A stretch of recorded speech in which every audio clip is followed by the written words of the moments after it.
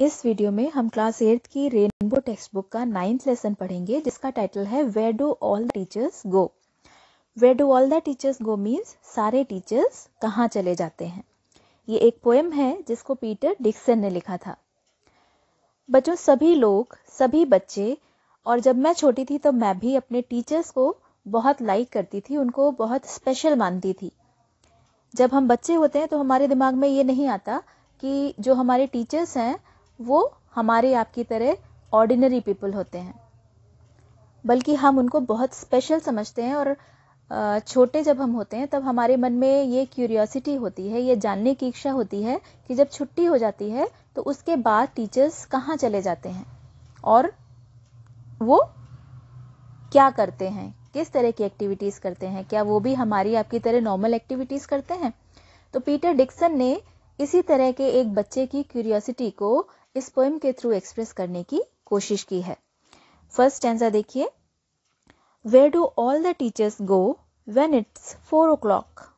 जब 4 o'clock means जब छुट्टी हो जाती है, 4 बज जाता है, यानी छुट्टी का समय जब होता है उसके बाद सारे टीचर्स कहाँ चले जाते हैं। Do they live in houses, क्या वो घरों में रहते हैं। And do they wash their socks, क्या वो भी अपने सॉक्स को, अपने मोजे धोते हैं, यानी आपकी हमारी तरह क्या वो भी अपने कपड़े धोते हैं।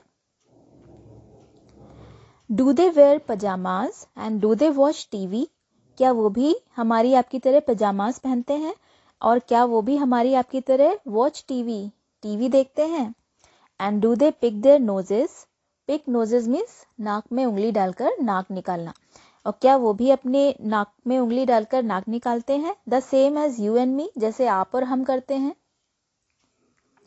Do they live with other people, have they mums and dads, क्या वो लोग भी live with other people means क्या वो लोग भी दूसरे लोगों के साथ रहते हैं। Have they mums and dads, क्या उनके भी मम्मी पापा होते हैं।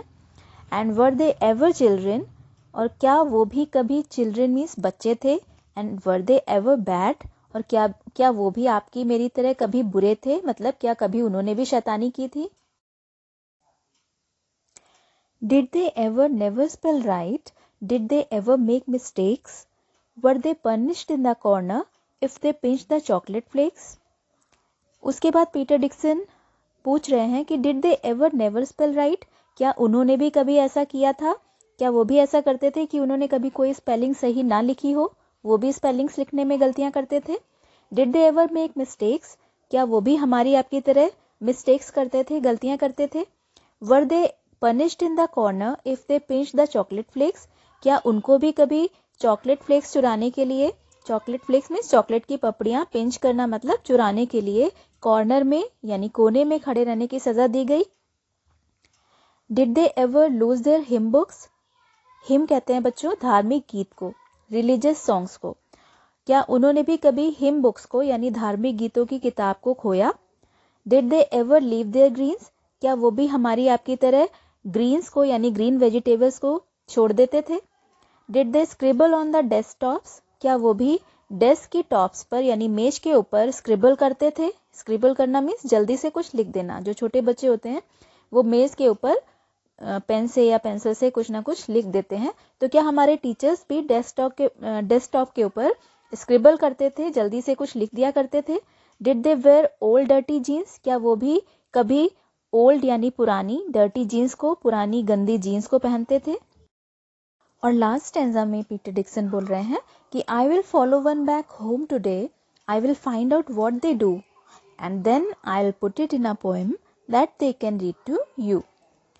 आई will follow one back home today, follow करना मीन्स पीछा करना। आज मैं एक टीचर का उनके घर तक पीछा करूंगा। आई will find out what they do, और मैं ये पता लगाऊंगा कि वो क्या करते हैं, क्या वो भी हमारी आपकी तरह नॉर्मल एक्टिविटीज करते हैं। Then I will put it in a poem, और उसके बाद मैं इन सारी बातों को एक पोएम में लिखूंगा that they can read to you, जिसको वो आप लोगों को पढ़कर सुना सकेंगे। इन सारी बातों को मैं एक पोएम में लिखूंगा जिसको सारे टीचर्स आप लोगों को पढ़कर सुना सकेंगे। तो बच्चों, ये थी पीटर डिक्सन की poem where do all the teachers go. I hope कि आप सबको ये पोएम अच्छे से समझ में आ गई होगी और आप लोगों ने इसको खूब एंजॉय किया होगा।